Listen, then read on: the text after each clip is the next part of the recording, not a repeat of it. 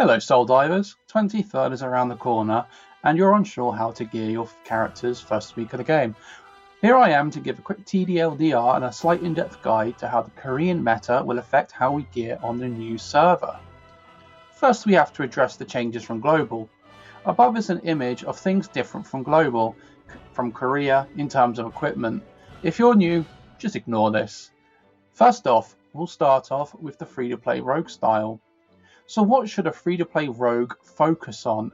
Being one of the most requested support classes in the game, focusing your time to boost whales will more likely help you in the long term as a free-to-play, mainly due to new events, raids and bosses giving out the strongest type of loot and resources.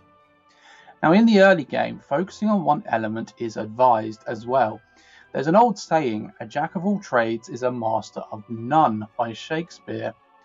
So you want to focus on one element to begin with. Now if you wish to level the fastest, I'd advise focusing on the RGB style deck, being red, green and blue. Earth being considered the best to level due to familiars. Now, this is mainly due to the fact that light and dark require higher accuracy to hit. Now the three familiars that make Earth best are used to level are Cactinine Petal and Acorn Squasher due to their passive and active buffs.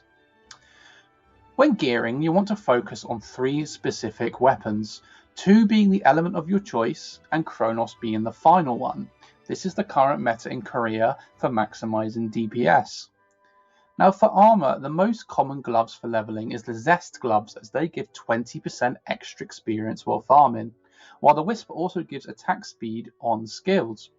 For support, you want to be using the Dynasty gloves, as this gives cooldown reduction on your special skills. The most used helmet is the Immortal helmet due to its resist on knockdown, stuns and suppressions, making it a DPS increase in PV bosses, field bosses and other content, while also still being useful in PvP. For chests, there are many types used, from Paladin, Raider and Celestial your armor. Imperial is the PvP one. Boots, it's a no-brainer, Flash Shoes wins 100%.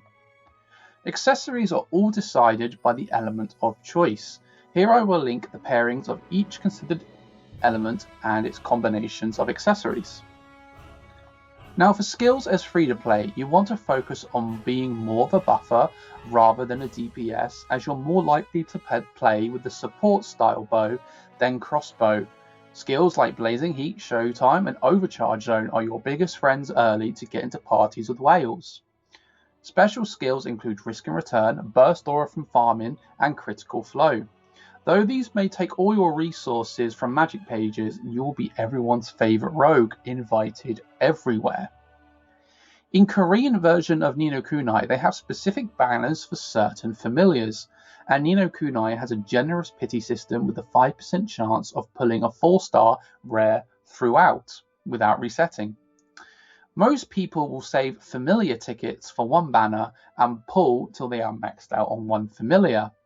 You can choose from your chosen element or save for support style familiars that are more useful, like Bunny Stabbit, Squawkpot, Sleepyhead and Pom Pom. For leveling, being in parties is the fastest XP buff. Having buffs across the party benefit each other if in the same channel without being too close to each other, as this will split and share XP.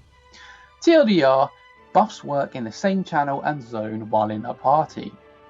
The best 3 skills to use as a DPS all while farming is 3 times your elemental skills. Now every element has around 4 or more different skills, and each class has 1 to 2 unique elemental skills.